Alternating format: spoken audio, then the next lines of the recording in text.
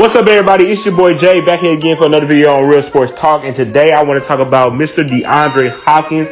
He has came out and said that he is the best receiver in the league, and he feels like if he had the quarterbacks that Julio and Mike Thomas, two of the top guys, he would be having the same or better numbers than them. And he feels like that he is definitely that guy. He is number one.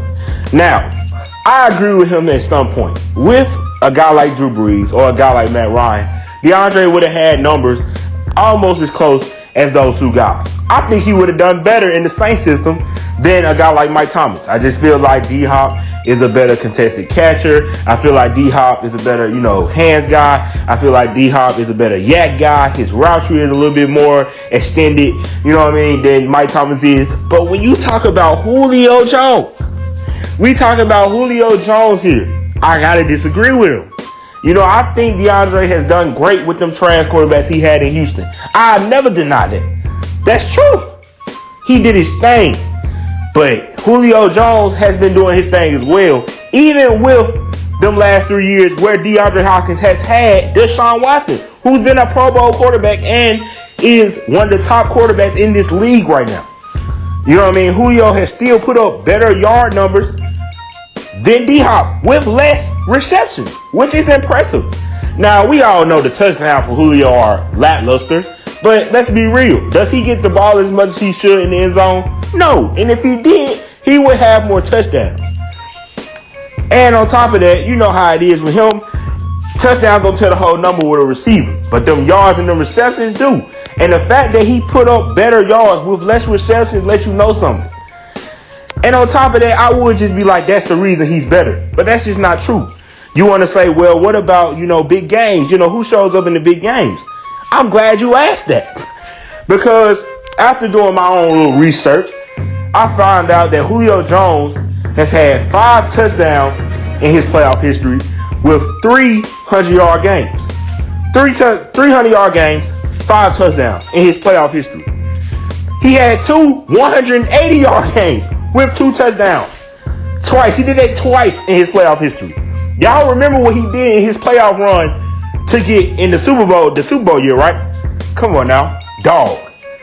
And then I looked at DeAndre's. And to be fair, they're lackluster. I mean, let's be real. Yeah, he had that 9 catches for 118 against the Texans, but he didn't score a touchdown and he fumbled the ball. On top of that, that was his only 100-yard game in his playoff history. And he only had 1 touchdown in his entire playoff history. He even got outplayed a year ago in the playoffs by his second or third string wide receiver. So it ain't like, I'm just saying, in the big games, DeAndre Hopkins isn't Julio Jones. I like DeAndre Hopkins. I'm not against DeAndre Hopkins. But you saying you better than Julio Jones, I gotta disagree. DeAndre Hopkins did his thing with them quarterbacks. I will never take that away from him. But Julio Jones has been doing his thing regardless. He's been putting up better yard numbers than anybody. He's been putting up those numbers with less receptions than most receivers. Now, he's been putting up those numbers with less receptions. Didn't even have 100 receptions this year. Still gave you them numbers. Doesn't even get the ball as much as DeAndre does around the red zone. Still only had 1 less touchdown. So if we want to talk about help and we want to talk about it, to be fair, with the same quarterback, and let's be real, Deshaun is actually better than Matt Ryan right now. Julio has played better. You can say I'm biased, you can say whatever, but look at the playoff numbers. When the stage is the brightest and you need a receiver to step up, who does it? Who does it like Julio? Nobody.